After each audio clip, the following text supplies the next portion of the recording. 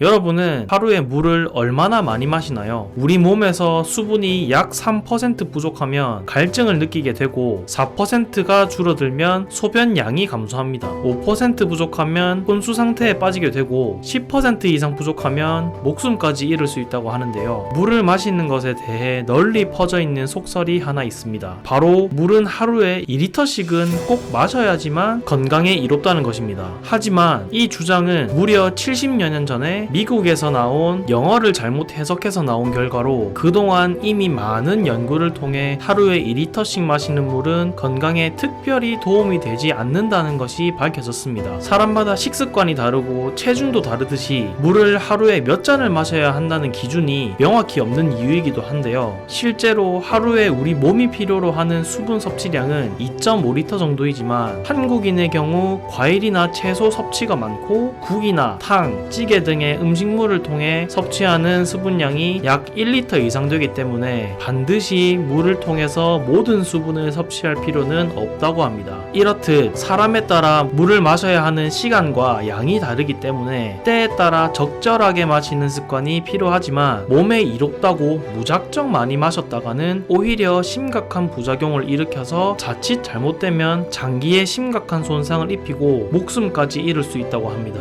전문가들은 오늘 알려드리는 내용 중 이렇게 물을 마시는 것만 잘 피한다면 건강한 물 섭취가 될 수 있다고 하는데요. 이번 시간에는 물을 마시는 방법 중 반드시 하지 말아야 하는 것은 무엇인지 함께 알아보겠습니다. 혹시 아직까지 데일리 건강을 구독하지 않으셨다면 좋아요와 구독, 알림 설정으로 건강에 유익한 정보를 무료로 받아보시는 것을 추천드립니다. 자, 그럼 거두절미하고 바로 시작하겠습니다. 첫 번째로 알려드릴 내용은 아침 기상 직후에 물 마시기입니다. 아침에 마시는 물 한 잔은 보약과도 같다 라는 말을 다들 한 번쯤은 들어보셨을 텐데요. 우리 몸은 자는 동안 땀과 호흡 등을 통해서 수분이 배출되는데 그 양이 최대 1리터나 됩니다. 이로 인해서 아침에는 몸의 수분이 부족한 상태가 돼서 혈액이 끈적해지고 점도가 높아져서 심혈관 질환이 발생할 가능성이 커지게 되는 것이죠. 이때 물을 마시면 끈적했던 혈액의 점도를 낮추고 림프액 양을 늘려서 밤중에 쌓였던 노폐물을 더욱더 원활하게 흘려보내며 혈액을 맑게 해서 심근경색이나 뇌경색과 같은 심뇌혈관 질환의 위험을 낮추는 효과가 있습니다.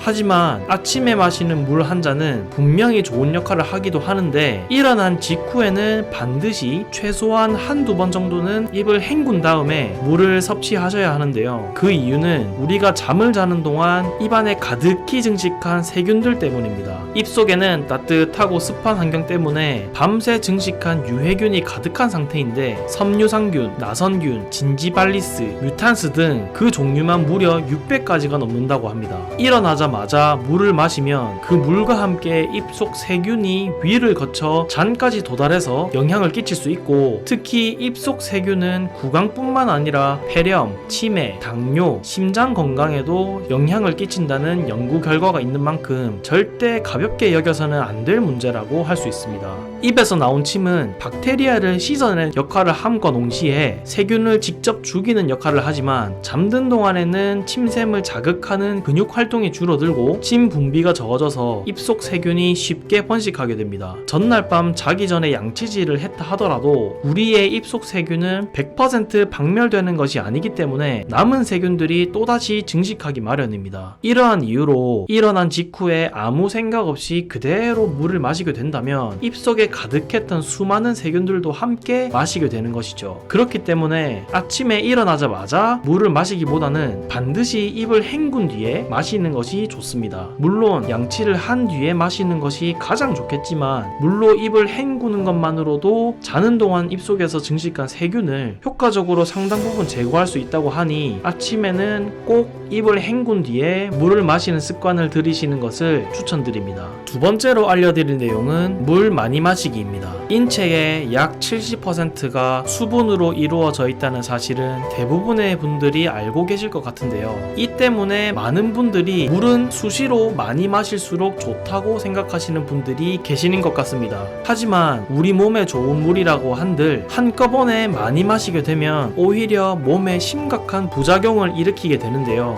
실제로 지난 2007년 미국의 한 라디오 방송국에서 주최했던 물 많이 마시기 대회에 참가한 28세 여성이 화장실도 가지 않고 많은 양의 물을 마시다가 급성 물 중독 증상으로 인해서 사망하는 일이 벌어지기도 했습니다. 물을 한꺼번에 너무 많은 양을 마시게 되면 신장의 수분 처리 능력에 무리를 줘서 여과할 수 있는 혈액의 양도 같이 줄어들게 되고 혈액의 농도까지 낮아지면서 전체적인 신체 기능에 악영향을 끼치게 되는 것이죠. 이로 인해서 몸 밖으로 배출되는 물의 양과 체내에 남아있는 수분의 양의 균형을 이루지 못하게 되거나 체내 나트륨 농도가 묽어져서 불안, 현기증, 구역질, 구토, 설사, 경련, 의식 저하, 쇼크 등 다양한 증상을 유발할 수 있습니다. 심하면 사망에 이를 수도 있으니까 각별히 주의해야 합니다. 물을 갑자기 많이 마시게 되면 그만큼 몸 밖으로 배출되는 양과 몸에 남아있는 수분 함량이 균형을 맞춰야 하는데 그렇지 못하면 물 중독 증세가 일어나게 되는 것이죠. 전문가들이 권하는 하루 물 적정 섭취량은 200ml 기준으로 8잔 정도 되는데요. 이것을 1시간에서 2시간 정도 간격을 두고 천천히 마시는 것을 권장하고 있습니다. 세 번째로 알려드릴 내용은 차가운 물 마시기입니다. 아침에 일어나면 꼭 냉수를 마시는 분들이 계시는데요. 아침 빈속에 차가운 물을 마시면 잠도 깨고 온몸이 개운해지는 것 같다면서 한사코 차가운 물만 드시는 분들이 계십니다. 하지만 이러한 습관은 오히려 건강을 해칠 수도 있습니다.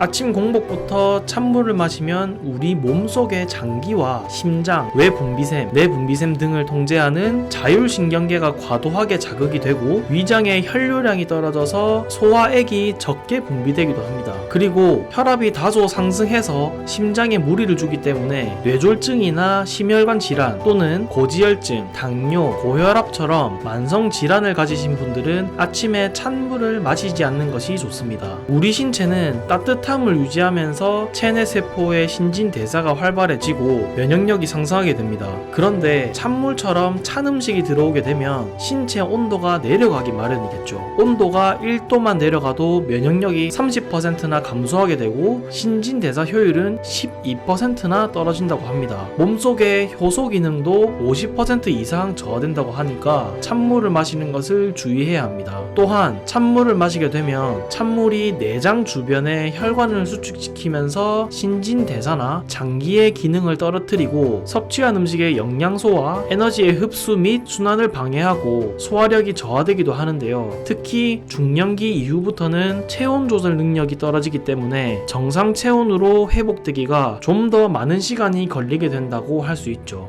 따라서 물은 적정한 온도의 물을 마시는 것이 좋은데요. 전문가들은 체온보다 약간 낮은 30도 정도의 미지근한 상온의 물을 마시는 것이 좋다고 합니다. 너무 차가운 물을 마시게 되면 자율신경계가 과도하게 자극받고 정상 체온을 유지하기 위해서 불필요한 에너지를 쓰게 만들기 때문에 되도록이면 물은 체온에 가까운 미지근한 상온의 물을 마시는 것이 가장 좋습니다. 네 번째로 알려드릴 내용은 식사 중에 물 마시기입니다. 식사 중에 습관적으로 물을 마시는 분들이 종종 계시는데요. 전문가들의 의견으로는 식사 중에 200ml 정도의 물 한 컵 정도를 나눠서 섭취하시는 것은 음식물을 부드럽게 소화시키는 윤활작용으로 인해서 이로운 점이 있다고 합니다. 하지만 2컵 이상의 많은 양의 물을 섭취하는 것, 특히 소화 기능이 약하신 분들이 식사 중에 많은 양의 물을 마시는 것은 오히려 소화에 방해가 될 수 있기 때문에 식사 도중에 과하게 물을 마시는 것은 피하는 것이 좋겠습니다.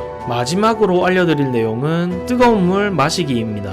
날씨가 쌀쌀해질 때면 따뜻한 음료를 찾기 마련이죠. 그런데 몇몇 분들은 물이나 커피 같은 음료를 따뜻함을 넘어서 뜨겁게 마시는 분들이 계십니다. 이러한 행위는 우리 몸에 암을 일으킬 수 있어서 정말 주의가 필요한데요. 이란의 테헤란 의대 연구팀이 평균 10년간 5만여 명을 대상으로 추적 관찰했더니 60도 이상 뜨거운 차를 700ml 이상 마시는 사람들은 60도 이하의 차를 마시는 사람에 비해서 식도암 발병 위험이 무려 무려 90% 더 높게 나왔다고 합니다. 세계적인 의학 저널 란셋 종양 학회지에 발표된 연구 결과에서도 60도에서 64도 정도 되는 차는 무려 8배나 암 발병률을 높이는 것으로 나타났습니다. 이러한 사실 때문에 실제로 국제암연구소는 65도 이상의 음료를 발암 추적 물질로 등재하기도 했는데요. 특히 우리나라의 음식 문화를 살펴보면 찌개나 국, 탕처럼 팔팔 끓는 뜨거운 음식을 많이 드시는데, 이렇게 뜨거운 음식을 충분히 식히지도 않은 채로 그대로 드시게 되면 식도암 발병의 위험이 클 수밖에 없다고 할 수 있겠죠. 뜨거운 음료를 그대로 마시게 되면 음료가 흘러 들어가는 구강, 인두, 후두, 식도에 가벼운 화상을 입게 되는데, 식도는 위장과 다르게 보호막이 없어서 더욱 손상을 크게 입을 뿐만 아니라 통점이 없어서 통증이나 위험 신호를 느낄 수 없을 뿐더러 위장과 달리 점막이 없어 상처가 잘 나고 염증이 잘 일어나게 됩니다. 이때 식도의 세포가 반복적으로 손상을 입게 되고 손상된 점막이 재생되는 과정에서 돌연변이가 발생함으로써 식도암으로 진행되는 경우가 많다고 합니다. 따라서 뜨거운 음료나 국물 요리 등은 받자마자 바로 먹지 마시고 반드시 온도를 충분히 식힌 후에 드시는 것을 추천드립니다.